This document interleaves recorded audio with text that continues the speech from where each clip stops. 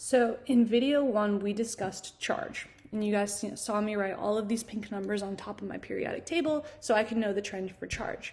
If you don't have them written or you get a new periodic table, all you have to do is remember 0, -1, -2, -3. 1, 2, 3. So all you have to do is be able to count to be able to figure out what the charge is of a ton of atoms, which is really convenient.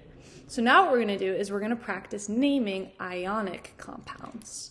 So for ionic compounds, you could get something like barium bromide. And the reason we know that this is an ionic compound is because you have barium, which is right here. It's to the left of the staircase. It is a metal. And now you have bromide. Bromide is just bromine. So bromine is right here. It's to the right of the staircase, which means it's a nonmetal. So when you have a metal with a nonmetal, that equals ionic. So when naming ionic compounds, it's very straightforward. Your first step is to simply write the symbol. So you got to find it on your periodic table. We go over here, we found barium, it's Ba. Then you're going to go to the other side of the periodic table, you're going to find bromine, it's Br, it's a halogen. Now in the top right corner of each atom, you're going to write what the charge is. So for barium, barium is group 2 plus 2. So you're going to write 2 plus or plus 2 up here. And for bromine, it's a halogen, so it's -1. Your next step is to crisscross the charges, because what this does is it neutralizes your your compound. And so what you're left with is Ba, Br2. So they basically just swap. All right, let's do it again. Lithium sulfide. So we're going to write the symbol for lithium. Lithium is in group 1, it's right here, so it's Li. And sulfide just means I'm working with sulfur, which is over here in group 16. So we're going to write the symbol for that. So lithium is in group 1, so I'm going to write the charge in the top right corner. It's +1. Sulfur is with oxygen's group, and this is a -2 group. So we're going to write a -2 right here. And now we're going to crisscross. And you get Li2S. Easy money.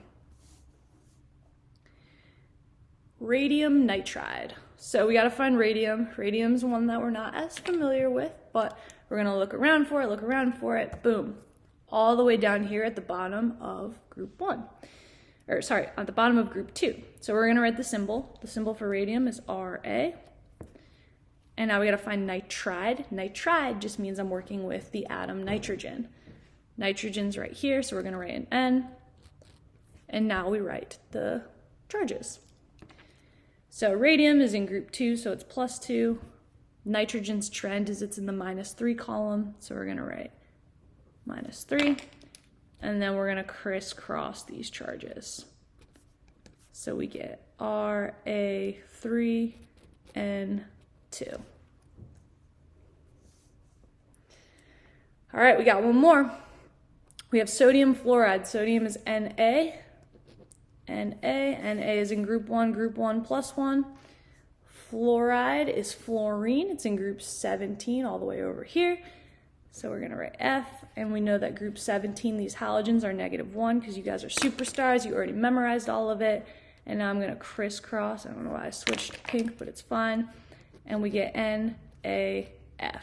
When you're working with ones, you don't actually have to write them because it's implied that there's at least one sodium. Kind of like in math class when you have one X, but you don't really write that, you just write X. All right, so now what you guys are going to do is you are going to test your skill and complete a worksheet that is based on these 2 videos of predicting charge and writing chemical formulas for ionic compounds. If you have questions, please email me.